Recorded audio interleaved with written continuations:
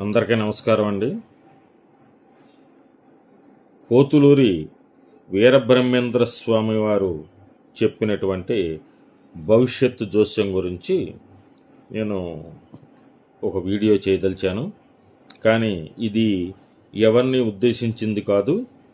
చరిత్రలో మనకు దొరికినటువంటి కొన్ని గ్రంథాల ద్వారా కానీ వేరే రకంగా కానీ దొరికినటువంటి వాటి సహాయంతో తయారు చేసినటువంటి వీడియో. బ్రహ్మంగారి కాలజ్ఞానం అనగా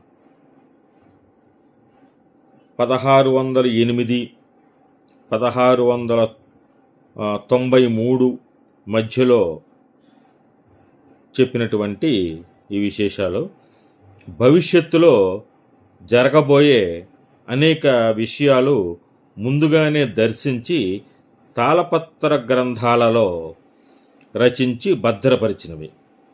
ప్రస్తుత కాలంలో జరిగే అనేక విషయాలను ఆయన చెప్పిన కాలజ్ఞానానికి సమన్వయించుకుంటూ బ్రహ్మంగారు అప్పుడే చెప్పారు అనడం వినడం మనకు పరిపాటే. పటిష్టమైన కుటుంబ వ్యవస్థ, ప్రాచీన నాగరికత, సుదీర్ఘ చరిత్ర కలిగిన దక్షిణాసియా దేశాలలో అలా చెప్పిన వారి పేర్లు అనేకం వెలుగులో ఉన్నా ప్రపంచమంతా పరిచయమయ్యే పేరు మాత్రం నోస్ట్రాడామస్. ఆయన చెప్పినవి అనేకం జరిగినట్లు అంతర్జాతీయంగా ప్రజల విశ్వాసం. ఆయన భవిష్యత్తు గురించి చెప్పిన వివరాలు బ్రహ్మంగారిలాగానే మర్మంగా ఉంటాయి. అవి కూడా జరుగుతున్న వాటితో సమన్వయపరుచుకుంటారు. బ్రహ్మంగారి కాలజ్ఞానం తాళపత్ర గ్రంథంలో ఒక తాళపత్రంలో సిద్ధయ్య గారి మఠంలో దొరికినటువంటి తాళపత్ర గ్రంథంలో బ్రహ్మంగారు ఆంధ్రుల ఇంట జన్మించిన కారణంగా ఆయన సరస్వతీ నదీ తీర ప్రాంతంలో జన్మించారని చెప్పిన కాలజ్ఞానంలో ఆంధ్రదేశంలో అనేక ప్రదేశాలలో చోటు చేసుకున్నాయి.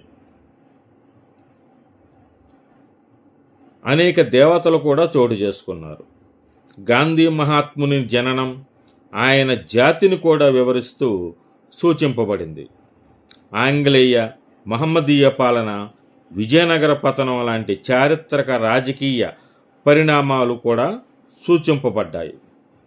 ప్రకృతి ప్రకోపాలు, వింతలు, చోద్యాలు, బాబాల రాక వలన అనేక విధాలుగా ప్రజలు వంచనకు గురి కావటం లాంటి సామాజిక విషయాలు వీటిలో చోటు చేసుకున్నాయి. ఆయన కలియుగాంతాన తిరిగి వస్తానని పదే పదే పునరుద్ఘాటించాడు.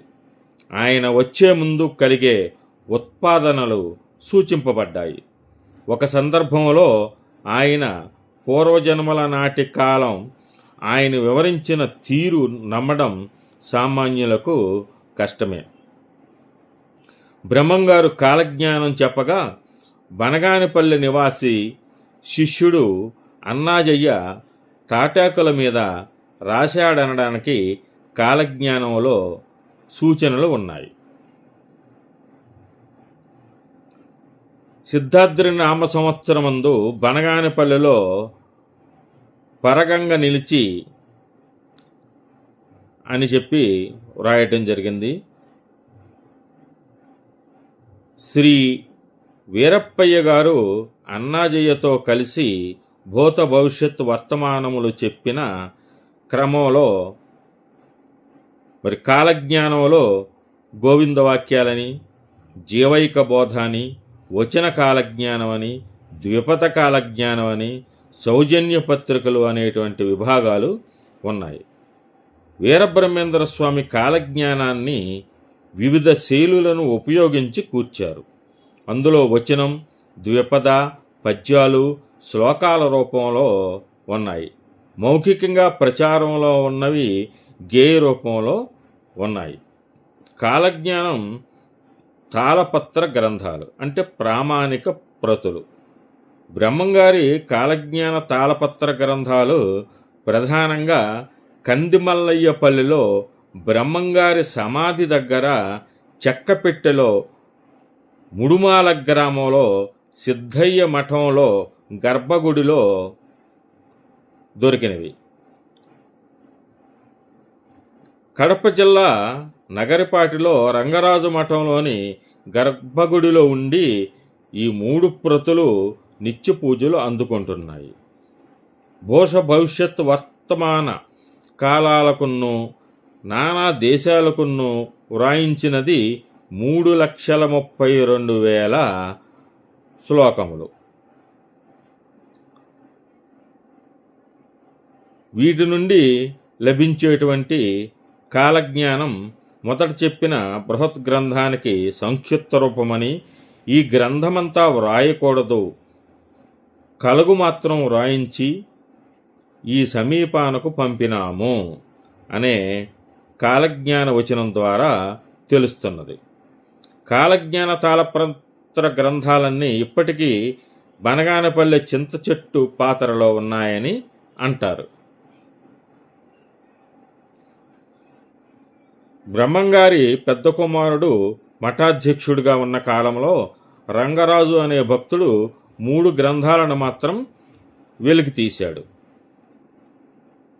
మరి ఇక మిగిలినటువంటి విశేషాలు మరొక భాగంలో తెలుసుకుందాం.